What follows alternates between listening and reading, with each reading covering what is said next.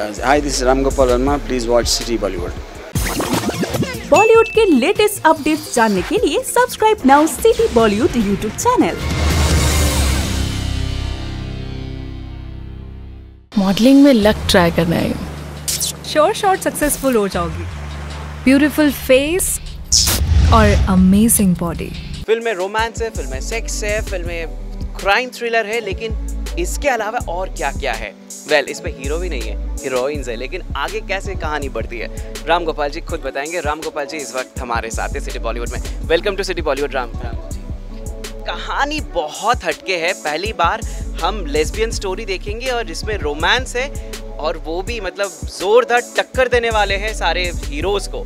क्या कहेंगे इस पर आप? या आई थिंक मेन पॉइंट ये है कि जब हम एक मेल और फीमेल का कहानी हम देखते हैं और उसके आगे पीछे जो भी कहानी होता है, तो पहली बार मैंने एक्सपेरिमेंट किया कि अगर एक क्राइम ड्रामा, एक टिपिकल बॉलीवुड फॉर्मूला फिल्म जो बनाते हैं, उसमें इंस्टेड ऑफ हीरोइन अगर दो लड़कियों को हम आगे कैसे होगा, लेस्बियन लवर्स को। तो ये actually it is not adult thing, principally ये क्राइम ड्रामा है। सेक्सी लग रही हो। Thank you. I like you.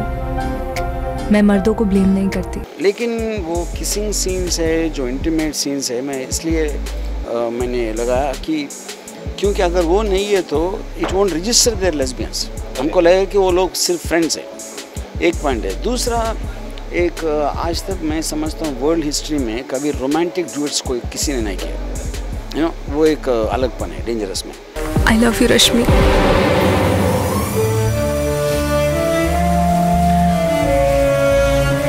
इसमें जो गाने और जो हम लोगों ने ट्रेलर देखे हैं, उसमें कहीं ना कहीं आपकी वो जो पुरानी फिल्म थी, कुछ ऐसे हिट जो सीन्स है, कुछ एक्सप्रेशंस है, वो हमको उर्मिला जी, रंगीला, उन सब की चीज़ें याद दिलाती है। अंतरा मालिक की कुछ मतलब म्यूज़िक के जो भी कुछ नोट्स है, थोड़े बहुत उसके जो सुर है, वो भी कहीं ना कहीं से वो मिल जाते। क्या वो टेक्निकली आपने उस हिसाब से यूज़ किया है? या एक पॉइंट है इसलिए कि वो शायद एक मेरा टेस्ट हो सकता है जो जिस तरह की म्यूज़िक है। या दूसरा ये है कि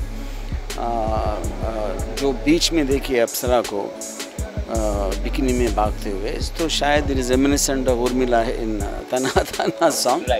Yes, even that I think comes back to my taste and sensibility. Yeah.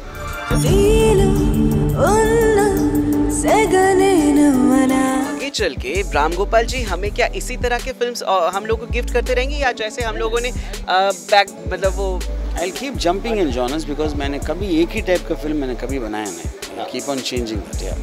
तो हम लोग क्या 90s वाले जैसे जो हम फिल्म बनाते थे, रंगीला, फिर उसके बाद डी कंपनी, अंडरवर्ल्ड के फिल्म्स को लेकर काफ़ी मतलब आप भी ऐसा बनाते थे, ऐसा लगता है कि हाँ वही हमारे सामने ही, हमारे आंखों के सामने वो सारी चीज़ें हो रही है और वही हम देख रहे पर्दे पर। लेकिन ऐसे अब फिर दोबारा से हम कब देख पाएंगे राम गोपाल जी की पुरानी film? It depends on the timing because ये कोविड की वजह से बहुत कुछ डिस्टर्ब हो गया लास्ट 2 years में। We are just getting back to what to do now, yeah. हम आपके फिल्मों में दोबारा से वाजपेयी जी, उर्मिला जी को कब देख पाएंगे? No, I mean I don't make film because of some actor. जब सब्जेक्ट मैटर है तो उसमें अगर मुझे उनका ज़रूरत पड़ी तो तभी होगा। ओके।